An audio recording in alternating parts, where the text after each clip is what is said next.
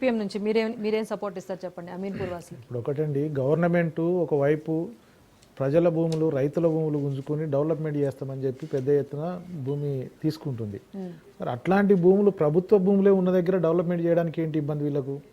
రైతుల నుంచి వెళ్ళి సాగులో ఉన్నటువంటి భూములను ఈరోజు రైతుల ద్వారా తీసుకొని అక్కడ గొడవలు జరుగుతున్నాయి, రైతులు ఇవ్వని అంటున్నారు సాగు భూములని, కానీ అక్కడనే మేము పరిశ్రమలు వేస్తాం, అక్కడనే మేము డెవలప్మెంట్ చేస్తామని ప్రభుత్వం చెప్తున్నది.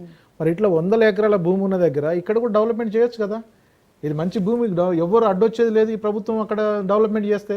మరి అట్లా ఇట్లాంటి భూములని డెవలప్మెంట్ చేయడం కోసం ప్రభుత్వం పూనుకోవాలి. రైతుల నుంచి వెళ్ళి సాగు చేసుకుంటున్న భూములు తీసుకోవడం కాదు, ఇక్కడ వేస్ట్గా పడి ఉన్నాయి ఆ భూములు, కబ్జాదారులకు అది ఒక అడ్డగా మారిపోతూ ఉన్నాయి. అట్లాంటి భూముల దగ్గర డెవలప్మెంట్ చేయండి, అక్కడ డెవలప్మెంట్ చేసి ఉద్యోగాలు ఇవ్వండి, ఉద్యోగాలు కల్పించండి. ప్రజల పక్షాన ఉండే ప్రభుత్వాలు చేసే పనులది. ఇప్పుడు మేము భూ కబ్జా జరిగింది కాబట్టి సిపిఎం తరపు నుంచి మీ పోరాటాలు ఎలా ఉంటాయి? అక్కడ స్థానికులకి ఏమైనా మీరు సపోర్ట్ ఎలా? 100% బీజేపీ నుంచి అయితే మేము పోరాటం ముందుకు తీసుకెళ్తామని చెప్తున్నారు, ఒకవేళ స్పందించకపోతే 100% మేము అక్కడ ఉన్నటువంటి రైతులకు ప్రభుత్వ భూమిని కాపాడడం కోసం శాయశక్తుల కృషి చేస్తాం. మా పార్టీ నుంచి కూడా చర్చిస్తాం, మా నాయకత్వంతో అక్కడ ఉన్నటువంటి రైతులకు అండగా ఉంటాం. ప్రభుత్వం ఏదైతే కబ్జాదారులను ప్రోత్సహించి అక్కడ కబ్జా చేస్తున్నారో వాళ్ళు అడ్డుకోవడం కోసం మా శాయశక్తులు కూడా తప్పనిసరిగా పోరాటంలో చేస్తాం. అది ప్రధానంగా ఏంటంటే డెవలప్మెంట్ కోసం ఉపయోగించాలనేది మా వైపు నుంచి కూడా మేము చెప్తాం గవర్నమెంట్కు. అది దాంతో ఎంఆర్ఓ కానీ ఇక్కడ కలెక్టర్ కానీ వాళ్ళందరూ కూడా మా వైపు నుంచి కూడా రిప్రజెంటేషన్ చేస్తాం. ఈ ఎవరైతే వాళ్ళు కబ్జాదారులో వాళ్ళకి ఎవరైతే ఎఫ్ఐఆర్ నమోదైందో వాళ్ళని వెంటనే అరెస్ట్ చేయాలి, వాళ్ళందరినీ కూడా విచారణ చేపట్టాలి.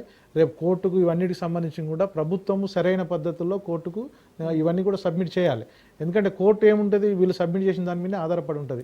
కాబట్టి ప్రభుత్వ భూములు అనేది నిర్ధారణ చేసినటువంటి ఇక్కడ ఉన్నటువంటి ఎంఆర్ఓ గారు కానీ కలెక్టర్ ఆర్డీఓ గారు కూడా ఈ భూమిని కాపాడడం కోసం సరైన పద్ధతిలో కోర్టుకు తెలియజేసి భూమిని కాపాడుతారనేది మేము భావిస్తాను. లేకపోతే పోరాటం జరగడానికి అవకాశం ఉంటుంది, పోరాటాలు చేస్తాం.